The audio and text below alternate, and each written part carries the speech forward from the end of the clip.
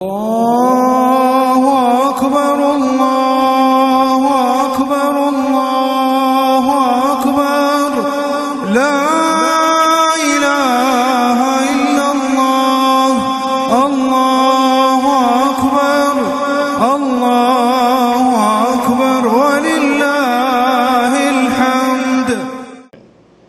জিলহজের তাকবীর দুই প্রকার।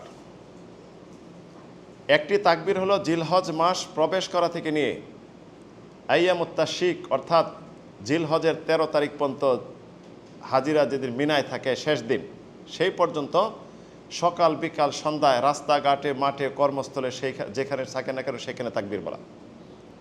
আল্লাহু আকবর আল্লাহু আকবর আল্লাহু আকবর লা ইলাহা ইল্লাল্লাহ আল্লাহু আকবর আল্লাহু আকবর ওয়ালিল্লাহিল হামদ। এটি হলো যে কোনো সময়। আরেকটি হলো নির্দিষ্ট তাকবীর, সেটি হলো ইয়ম আরাফা অর্থাৎ আরাফা দিবস। হাজিরা যখন আরাফা মাঠে অবস্থান করবে, আরাফা দিবসের ফজরের পর থেকে নিয়ে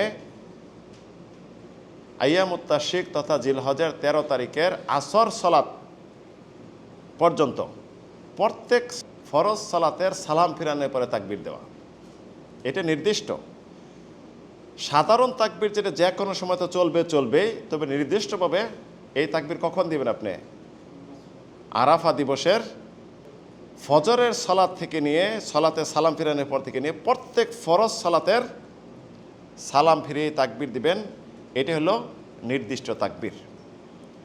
তো এই তাকবীর আল্লাহ রাব্বুল আলামিন সবচেয়ে বেশি পছন্দ করেন। রাসূল সাল্লাল্লাহু আলাইহি ওয়াসাল্লাম স্পষ্ট করেছেন যে ব্যক্তি তাকবীর দিবে, যে ব্যক্তি লা ইলাহা ইল্লাল্লাহ পড়বে তাদেরকে সুসংবাদ দিয়ে দেব। সাহাবীরা বলেন কিসের সুসংবাদ? জান্নাত। রাসূলুল্লাহ বলেন হ্যাঁ, জান্নাতের সুসংবাদ দিয়ে দেব। সুবহানাল্লাহ। যে ব্যক্তি তাকবীর বলবে, যে ব্যক্তি লা ইলাহা ইল্লাল্লাহ পড়বে, বেশি বেশি পড়বে জিলহজ 10 তারিখ পর্যন্ত, জিলহজের 10 দিন, এই জিলহজ মাসের এই তাকবীর, জিলহজ মাসের তাহলিল লা ইলাহা ইল্লাল্লাহ যত বেশি বেশি পড়বেন রাসূল সাল্লাল্লাহু তার জন্য জান্নাতের সুসংবাদ দিতে বলেছেন। অত্যন্ত গুরুত্বপূর্ণ কাজ, যার জন্য ইমাম নববী রাহিমাহুল্লাহ উল্লেখ করেছেন ইন্নাহু মুস্তাহাব্বুন ইস্তিহবাবান শাদীদা।